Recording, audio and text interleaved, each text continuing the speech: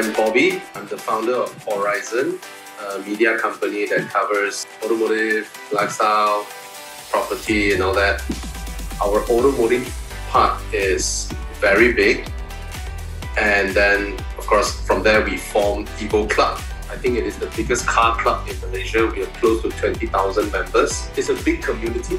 Penang, Johor, Central, and East Malaysia as well. I've started another startup 14 years ago. I need to start another company, right? So I do what I like, which is cars. And I also understand that I cannot just rely on cars alone. I need to have property and all that, lifestyle and all that. So everything grouped under the umbrella of Aurizn. I just let all my team members explore. I specifically want them to use their own personal email to start these. And there is an ownership to that. So if one day they leave me, their TikTok, their IG, their YouTube all follows them. At least they are somebody not wasting their time with me for 10 years, and then when they leave my company, they are nobodies. So that's a good motivation to them. It's about this. You see, that's our palm oil, coconut tree, rivers, Rumah Melayu, and these leaves are actually our hibiscus leaves. It's about exploring Malaysia. We also have a drive called Evo Enduro. It is actually recognized by Thai tourism.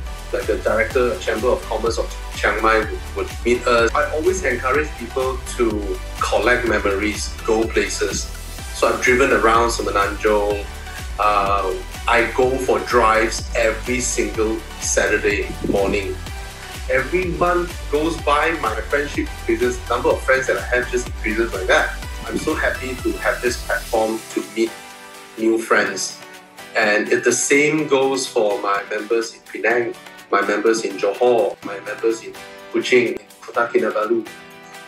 They get to meet new people, go places and collect more memories because we only have one life, right? We only have one life. Anybody, basically it has to be working adults who own cars.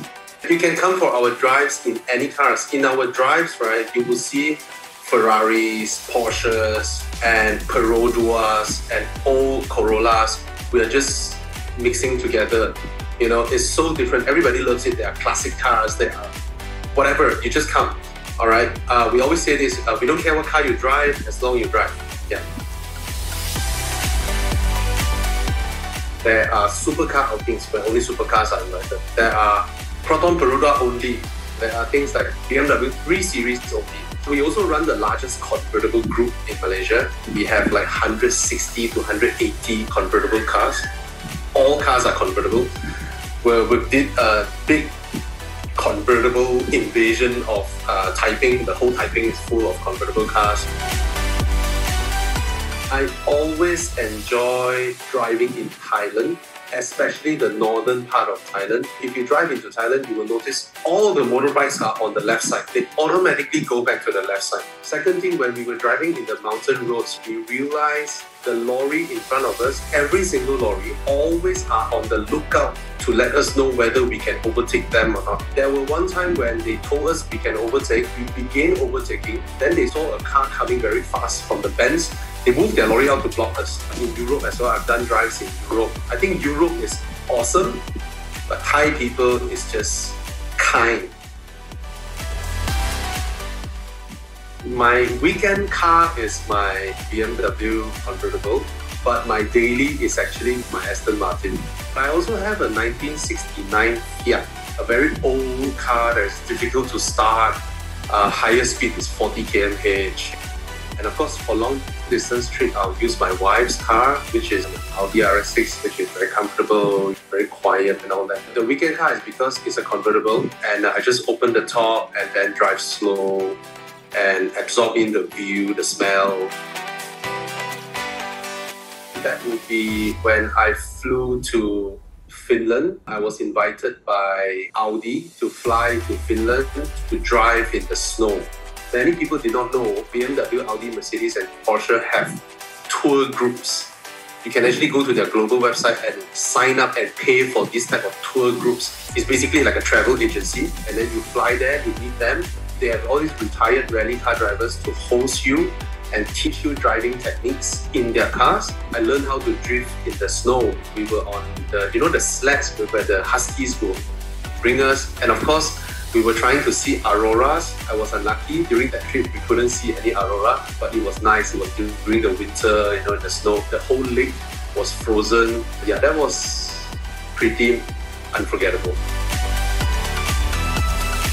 This small island called Crete, C-R-E-T-E, is a medieval island. There are barely any trees, and then we were flown there by Porsche to drive on those beautiful roads. The cliff is like hundreds of meters down. Our cars would have just dropped like that because there were no fences or whatnot. And looking out through the Mediterranean Sea is just unbelievable. That was for the Porsche Cayenne Global Drive. Yeah. Traveling by air, you save time. Driving, you get to absorb in the scenery. Let's say when we are walking speed is too slow. Our brain processes everything around us already. Cycling is okay, but driving is just nice. Your speed of, let's say, 120, 130, right? The speed of you absorbing your surrounding and the speed of you going into new surroundings is more or less matching. So it's very nice to see outside the car when you drive.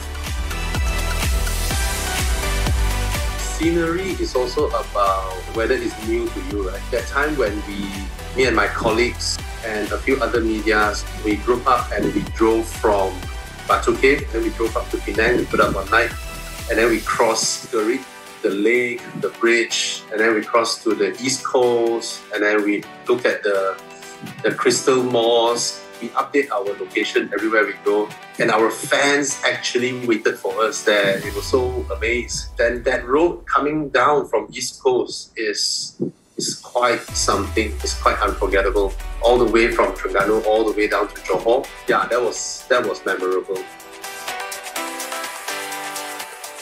Used to be Penang. Now you go Penang, right? You need to look for good food, just like KL.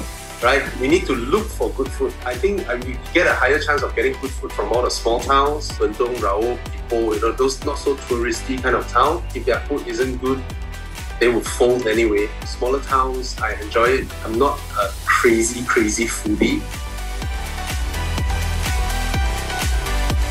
You really wouldn't know whether you will die tomorrow or not. So really just do what you think you feel like doing, and then just get it done. I always like to use this quote Bruce McLaren said that life can never be measured by years alone. And then Soichiro Honda, the founder of Honda, said life can only be measured by how many times your soul has been deeply stirred. That's always something I believe in.